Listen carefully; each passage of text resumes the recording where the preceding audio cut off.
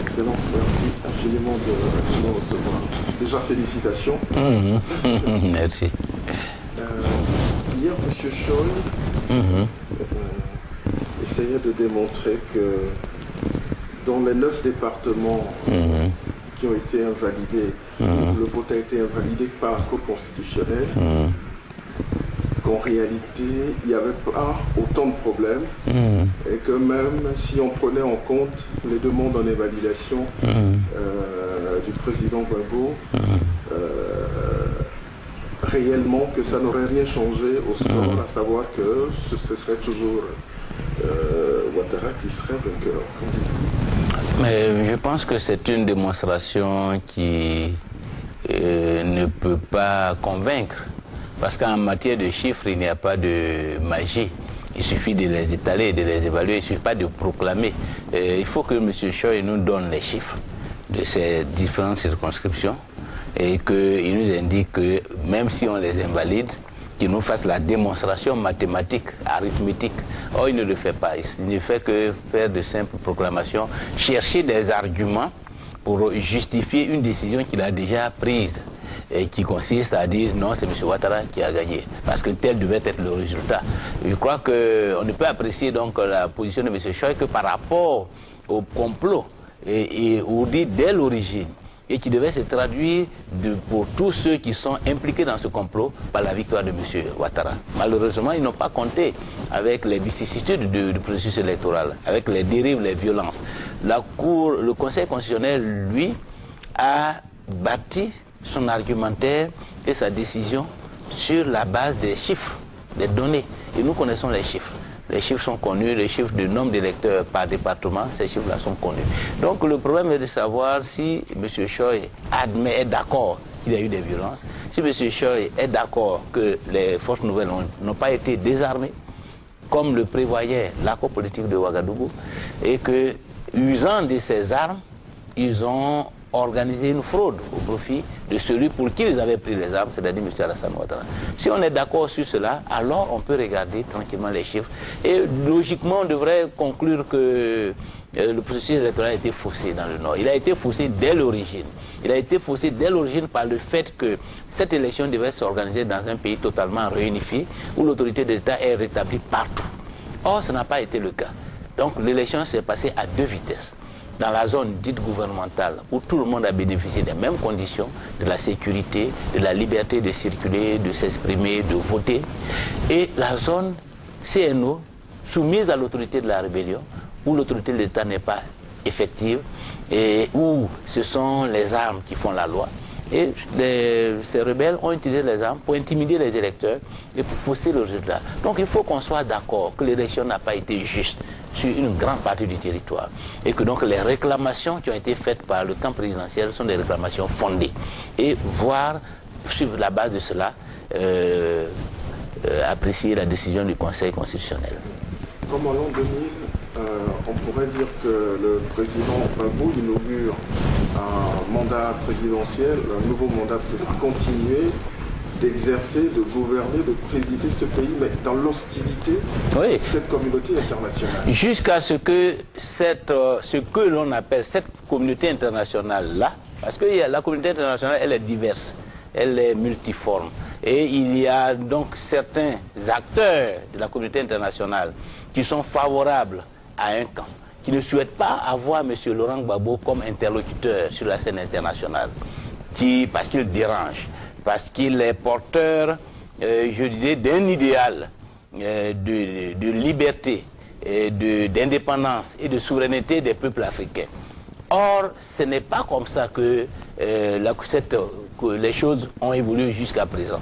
Donc cette, je dirais, révolte africaine pour plus de respect, pour plus de dignité et pour une souveraineté effective, cette révolte-là ne plaît pas à beaucoup de puissances occidentales qui ont inscrit leur avenir dans l'exploitation des États faibles, qui ont inscrit la préservation du niveau de vie de leur population dans l'exploitation à vil prix des matières premières des pays du tiers-monde et qui voient, je dirais, cette revendication de souveraineté et d'indépendance comme une menace pour leurs intérêts. Et donc qui se mobilisent, qui se coalisent pour étouffer cette expérience qui leur paraît dangereuse pour l'avenir du monde occidental, puisqu'elle peut faire tache d'huile dans l'ensemble des pays africains. Et si tel était le cas, la grave crise à laquelle est confronté aujourd'hui le monde occidental ne pourra pas trouver de solution. Parce que pour que aujourd'hui le surendettement que connaît l'Europe par exemple, la crise financière que connaît les États-Unis par exemple, trouve une solution, il faut qu'on trouve des débouchés, il faut qu'on trouve des régions où on peut acquérir à vil prix des matières premières, des ressources pétrolières. Il faut que dans le combat et dans la confrontation face à la Chine et à l'Asie qui émergent, il faut qu'on puisse préserver l'Afrique comme une chasse gardée et bloquer les initiatives chinoises. Et cela fait qu'aujourd'hui l'Afrique est un enjeu pour l'avenir de la civilisation occidentale. Et donc la crise en Côte d'Ivoire et le positionnement des uns et des autres, il faut l'analyser par rapport à cette géopolitique internationale. Et donc par rapport à ça, il y a ces puissances qui se coalisent, mais nous avons une obligation de résister. De la même façon que nous nous sommes battus pour mettre fin à l'esclavage, de la même façon que nous nous sommes battus pour acquérir l'indépendance formelle, mais dont le contenu a été vicié, aujourd'hui c'est le même combat qui est engagé ici en Côte d'Ivoire pour une indépendance réelle, pour une souveraineté effective. Et pour que l'Afrique puisse exercer de façon responsable l'autorité sur l'ensemble de ses ressources, sur son territoire, et puisse donc se prendre en charge et je dirais s'assumer totalement, se faire respecter sur la scène internationale. Et je crois que c'est ce combat, et le combat qui est mené contre les institutions de la République de Côte d'Ivoire, c'est un combat contre la souveraineté de la Côte d'Ivoire, et nous devons nous mobiliser pour ce battre. Donc, le combat du président Laurent Gbagbo continuera jusqu'à ce que cet objectif soit atteint, à savoir que la Côte d'Ivoire est respectée. La Côte d'Ivoire est considérée comme un pays adulte.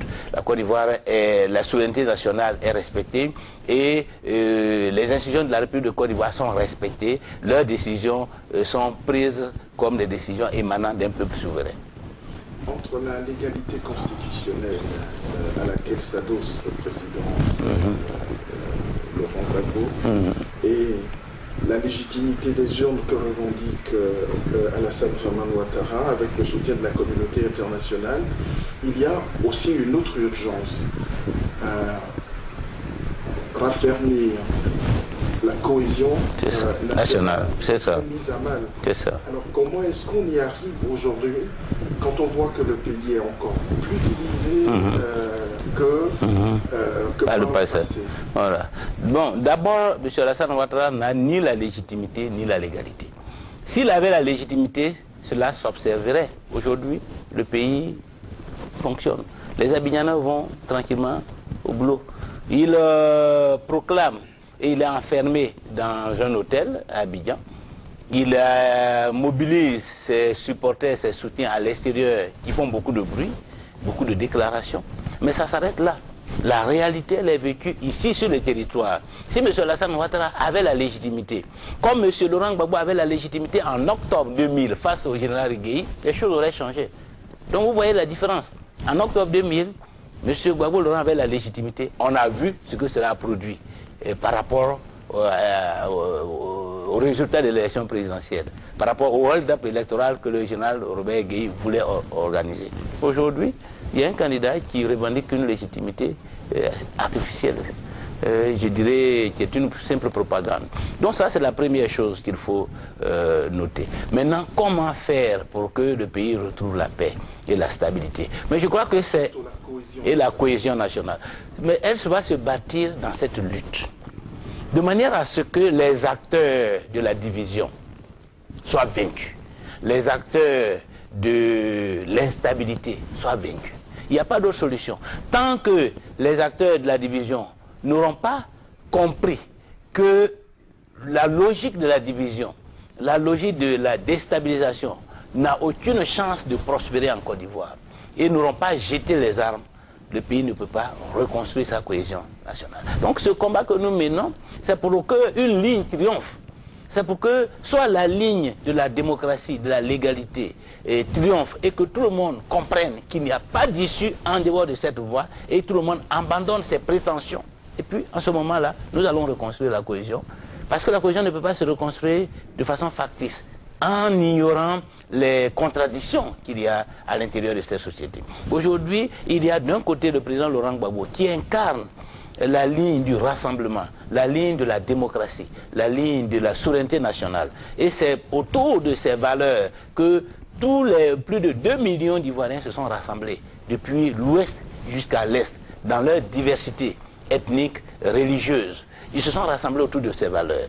Comment faire pour que ces valeurs progressent et rassemblent ensemble la Côte d'Ivoire? C'est tout faire pour faire échec à tous ceux qui veulent promouvoir d'autres valeurs qui ne sont pas ces valeurs de rassemblement, mais sont les valeurs de la division, comme M. Alassane Ouattara tente de le faire depuis toujours, depuis qu'il a mis pied ici. Il ne fait que diviser les gens. Il a divisé les Ivoiriens vis-à-vis des étrangers avec l'installation de la carte de séjour.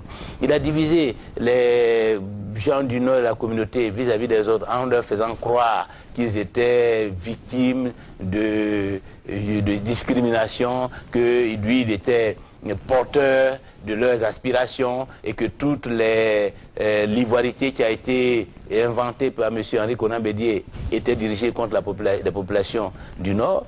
Et donc, il a divisé et il continue chaque fois de diviser. Donc, il faut que nous continuions de rassembler et que nous démontrons à nos compatriotes qu'il n'y a pas d'issue en dehors du rassemblement, en dehors de la démocratie, en dehors de la légalité constitutionnelle. Et c'est ce combat-là que nous menons, et c'est pourquoi nous sommes intransigeants sur le respect du verdict des urnes tel que proclamé par le Conseil constitutionnel.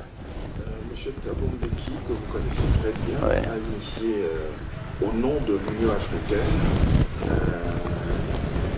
une initiative, un rapprochement, voilà, et l'Union africaine qui ne soutient pas, selon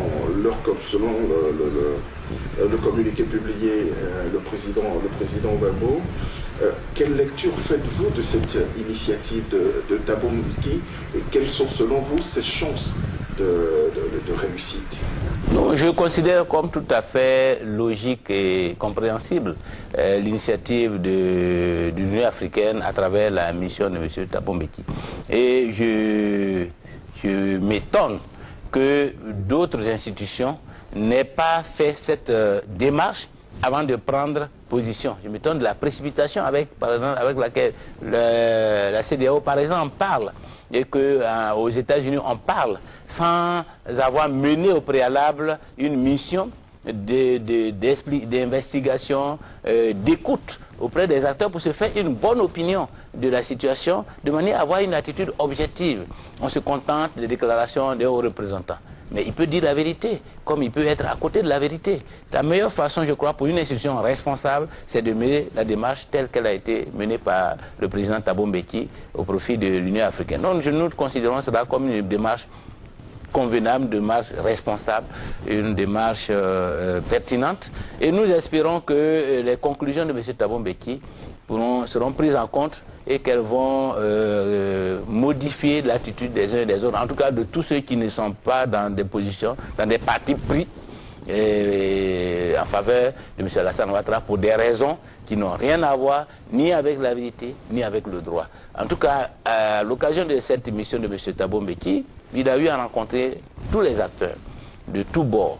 Et je crois qu'il s'est fait une bonne opinion de la situation qui prévaut ici. Il a bien pris conscience que les membres du Conseil constitutionnel qui ont pris la décision ne sont pas des personnalités quelconques et qui n'ont pas travaillé par rapport à des intérêts personnels, mais qui ont travaillé par rapport à des pièces, des documents qui existent et qui ont été portés à sa connaissance, dont il a pris connaissance. Et donc, je crois que c'est pourquoi nous sommes sereins. Parce que nous savons que la décision du Conseil constitutionnel n'est ni arbitraire, ni partisane. Elle est une décision qui est assise sur des faits matériels, des documents, des témoignages. Et donc, par rapport à ça, nous sommes persuadés que c'est vrai qu'il y a une campagne d'intoxication qui est menée au plan international, mais que la vérité finira par rattraper le mensonge.